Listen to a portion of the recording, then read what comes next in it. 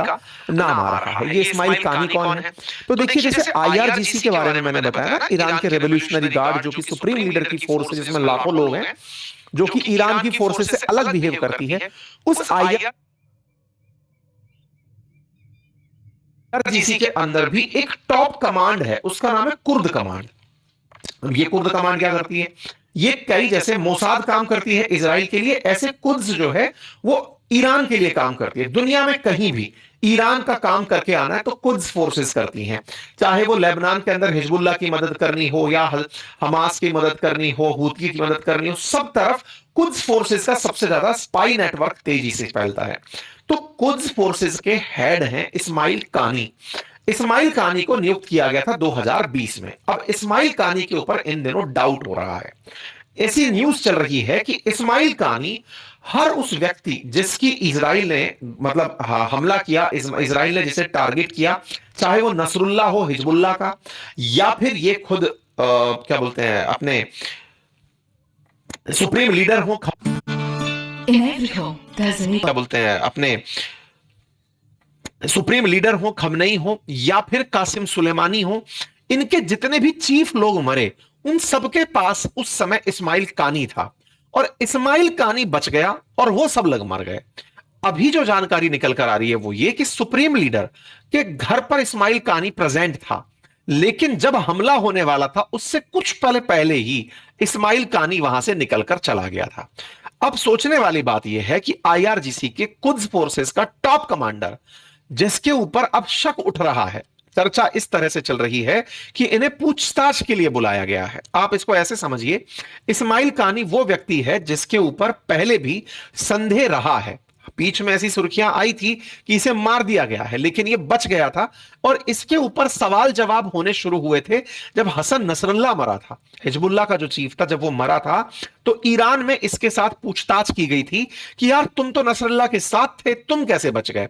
उस पूछताछ वाले व्यक्ति को पिछले साल जब लेबनान के अंदर नसरल्लाह मरा, मतलब 1-1.5 साल पहले, उस व्यक्ति के ऊपर अब सबसे बड़ा शक है कि वो जो इनकी गुप्तचर एजेंसीज का चीफ था, कहीं वही तो कॉम्प्रोमाइज नहीं था, कहीं वही तो मोसाद और सीआईए के एजेंट के रूप में काम नहीं कर रहा था।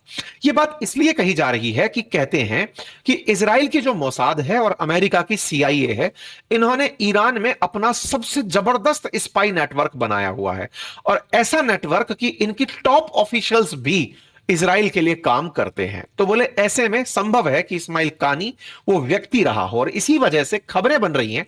अब इनकी सत्यता का प्रमाण तो खुद ईरान आकर देगा। खबरें हैं कि इनके साथ पूछताछ की जा रही है, कई जगह तो ये तक जानकारी आ रही है कि इन्हें कस्टडी में डाल दिया गया। हालांकि हम इसकी सत्यता प्रमाणित नहीं करते। सोशल मीडिया के दौर में किसी भी खबर को जब तक स्टेट मीडिया कंफर्म ना कर दे, सरकारी मीडिया कंफर्म ना कर दे, हम उसकी क्रेडिबिलिटी नहीं लेते। ठीक है साहब, आगे बढ़ते हैं। एक और कॉन्स्पिरेसी थ्योरी, इनमें से कुछ तो रहा होगा। ये वो वाली बात है कि जंगल में अगर आग धुआं उठ रहा है तो आग तो लगी होगी, तो धुआं वहां से सिग्निफाई होता है। बिल्कुल एक और खबर जो निकलती है वो ये कि इनके पास ना एक एप्लीकेशन है, उसका नाम है बड़े साबा प्रेयर ऐप। ये बड़े साबा प्रेयर ऐप की कहानी क्या है कि ईरान के अंदर लगभग 50 लाख लोगों के मोबाइल में बड़े साबा ऐप है। अब बड़े साबा ऐप क्या है? 5 टाइम के नमाजी जितने भी हैं ईरान में, उन्होंने अपने मोबाइल में इस रिलीजियस ऐप को इंस्टॉल किया हुआ है।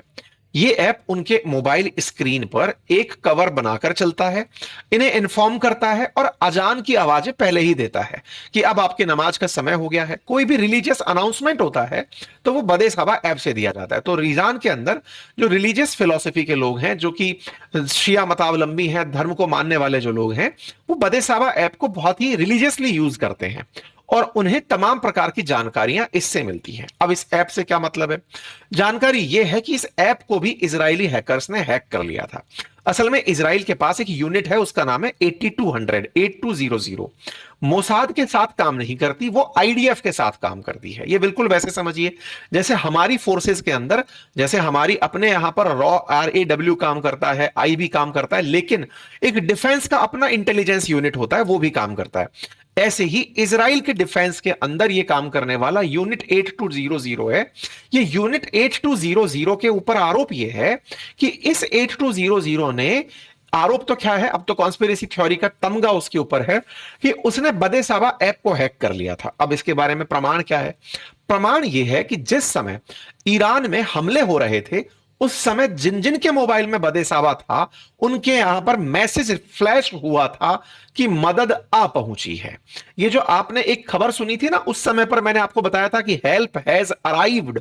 तो अमेरिकी हमले के समय ईरान के हर मोबाइल पर जिस जिस पर बदेशावा था, वहां पर यह फ्लैश मैसेज आया, हेल्प हैज अराइव्ड। मतलब आपको याद होगा, जिस समय प्रोटेस्ट हो रहे थे, उन प्रोटेस्टर्स ने अमेरिका से मदद मांगी थी। उस समय ट्रंप ने कहा था हेल्प ऑन वे। अब हेल्प ऑन वे के बाद अब मैसेज आ गया कि हेल्प हैज अराइव्ड। इसके अपने आप में सिग्निफिकेंस है। और खबर यह है कि यह हैक होने के साथ साथ इस ऐप ने उन टॉप लीडर्स की लोकेशन भी ऐप ट्रैकर्स को दे दी थी। बदेशाबा ऐप के ऊपर इसी प्रकार की थ्योरी चल रही है। यह थोड़ी और मजबूत थ्योरी बनी। इसमें सबसे मजबूत जो थ्योरी बनी, जिसकी सबसे ज्यादा चर्चा चल रही है, वो चर्चा है खमनेई को पूरी तरह से ट्रैक करने की चर्चा। यह रिपोर्ट निकाली है फाइनेंशियल टाइम्स में। फाइनेंशियल टाइम्स का कहना है कि इजराइल ने पूरी तरह से हैक जो तेहरान का ट्रैफिक कैमरा है, उसको हैक कर लिया था। अब वो क्या कहानी है, उसको समझते हैं। कहानी कुछ इस प्रकार से है कि आपको याद होगा, कुछ समय पहले ईरान के अंदर महिलाओं द्वारा महसा अमीनी के नेतृत्व में एक प्रोटेस्ट किया गया था। महसा अमीनी उनका चेहरा बनकर आई थी। महिलाओं का था कि ये हिजाब नहीं पहनेंगी और हिजाब ना पहनकर ओपननेस को स्वीकारेंगी। महिलाएं सड़कों पर उतरी और उन्होंने अपने जो बुर्के और हिजाब हैं उनको त्याग दिया, आग लगा दी। ये कहा कि आप हमें जबरदस्ती हिजाब नहीं पहना सकते, या हमारी चॉइसेस हैं, हमें क्या पहनना है क्या नहीं पहनना है। ईरान में खमनेई सरकार इस पूरे काम को अमेरिका प्रेरित मानती थी। उनका कहना था कि इन्हें भड़काया जा रहा है। भड़काया जा रहा है तो ऐसे लोग जो धर्म के विरुद्ध चल रहे हैं, क्योंकि ईरान एक मुस्लिम कंट्री है और वो देश का रिलीजन मुसलमान मानती है, मुस्लिम मानती है। तो जो लोग धर्म को तोड़ रहे हैं, वो देश को तोड़ रहे हैं। इनको ट्रैक करने के लिए पूरी जगहों पर कैमरे लगाए गए थे। और वो जो कैमरे लगे थे ना, वो चेहरों को डिटेक्ट करते थे। और ईरान ने बकायदा 2023 में हर नुक्कड़ चौराहे पर इस तरह के कैमरे लगाए थे, जो महिलाओं को ट्रैक करते थे, चेहरों को ट्रैक करते थे, गाड़ियों को ट्रैक करते थे, नंबर ट्रेस करते थे। जो जो इस तरह की हरकत कर रहे हैं, उनके घर पर चालान पहुंचना, अगर वो रिपीटेटिव ऑफेंडर हैं तो उन्हें जेल में डाल देना। इस तरह की घटनाएं इन कैमरों से हो रही थी। अर्थात ये सिंपल कैमरे नहीं थे जो ट्रैफिक का हाल बता रहे थे। ये वो कैमरे थे जिनसे पूरी तरह से कानून व्यवस्था बनाई जा रही थी। इन्हीं कैमरों में इजराइल के द्वारा इजराइल के द्वारा हैकिंग की गई। वो लंबे समय से इन्हीं कैमरों की मदद से सारा की सारा रास्ता मैप कर रहा था इनके लीडर्स का। ये लोग महिलाओं को ट्रैक कर रहे थे, वो लीडर्स को ट्रैक कर रहे थे। और इन्होंने बकायदा इस पूरे काम को करने के लिए बहुत पहले ही सेंधमारी कर ली थी, क्योंकि ईरान लगातार इलेक्ट्रॉनिक सर्वेलांसेस बढ़ा रहा था और इन इलेक्ट्रॉनिक सर्वेलांसेस की खबर यूएन तक में चली जा रही थी। यूएन में चर्चा का विषय यह बना था और ईरान यहां पहले ही घुस चुका था। यह सबसे प्रमुख कॉन्स्पिरेसी थ्योरीज में से एक चल रही है। कहा जा रहा है इजराइल कई समय से यहां पर तैयारी कर रहा था और मोसाद और यूनिट 8200 तेहरान में सभी ट्रैफिक कैमरों में अपनी सेंधमारी कर चुके थे। वो बकायदा पैटर्न ऑफ लाइफ बना रहे थे कि कौन अफसर कहां जाता है, कब आता है, कौन ड्राइवर किसके साथ बैठता है, सारी की सारी चीजें। इतना ही नहीं, जहां पर खमनेई रहा करते थे, उनके आसपास के मोबाइल फोन टावरों को हैक कर दिया गया था, ताकि हमले के समय पूरी समय कैमरे, मतलब जो मोबाइल नेटवर्क हैं, वो बिजी दिखें। एक इंटेलिजेंस अधिकारी की बात माने तो वो ये कहते हैं कि उन्हें तेहरान का इतना अनुभव है जैसे इजराइल के यरूशलेम का। एक एक गली नुक्कड़ चौराहे वो लोग जानते हैं। उन्हें यूनिट 8200 और मोसाद के ह्यूमन सोर्सेज और मिलिट्री इंटेलिजेंस से सारी जानकारियां उपलब्ध हैं। इसका मतलब खमनेई की हत्या की प्लानिंग लगातार लंबे समय से स्ट्रेटेजिकली की जा रही थी और उस स्ट्रेटेजी में इनके घर के चारों तरफ के सारे मोबाइल टावर्स, इनके यहां आने जाने वाले लोग, इनके यहां पर हो रही सारी गतिविधियों पर लंबे समय से नजर रखी जा रही थी। यहां पर खमनेई जिस जगह रहते थे वो बिल्कुल एक क्राउडेड जगह थी। उस क्राउडेड जगह के मध्य में इन्हें टारगेट किया गया। लेकिन अब एक बड़ा सवाल बनता है और वो बड़ा सवाल ये कि सीआईए और मोसाद जब ये सब जानते ही थे, पैटर्न पता थे, तो हमले में इतना देर क्यों लगाए? पहले ही खत्म कर दिए होते। ऐसा थोड़ी अचानक पता चला होगा, इन्हें तो बहुत समय से पहले पता होगा। बिल्कुल खमेनी ओपनली ये बात स्वीकार करते थे कि उन्हें निशाना बनाया जा सकता है, अमेरिका के दुश्मन नंबर वन, इसराइल के दुश्मन नंबर वन, लेकिन वो आतंकवादी नहीं थे। वो धर्म के लीडर थे ईरान के लिए। अमेरिका की नजर में वो आतंकवादी थे। ऐसे में उनका यह मानना था कि अगर मैं छुपता हूं, बीच में एक खबर उड़ाई गई कि ईरान के टॉप लीडर्स भागने की तैयारी कर रहे हैं, रशिया जाकर छुपने की तैयारी कर रहे हैं। ईरान ने खमनेई के नेतृत्व में साफ किया कि वो मर जाएंगे लेकिन जगह नहीं छोड़ेंगे। उनका इस तरह से पब्लिक के बीचों बीच खुलेआम रहना, बिना किसी सुरक्षा के रहना, यह एक संदेश था ईरान के लोगों के लिए कि मैं इस पूरे नेतृत्व को लीड कर रहा हूं। उम्र हो चुकी है, आप लोगों को उत्तराधिकारी दिए जा चुके हैं, यह एक आंदोलन है जो मैं कर रहा हूं, मेरे जाने के बाद कुछ और लोग करेंगे, लेकिन मैं छुप करके आपको आपके सामने कायर नहीं होना चाहता, शहीद होना चाहता हूं। यही हुआ।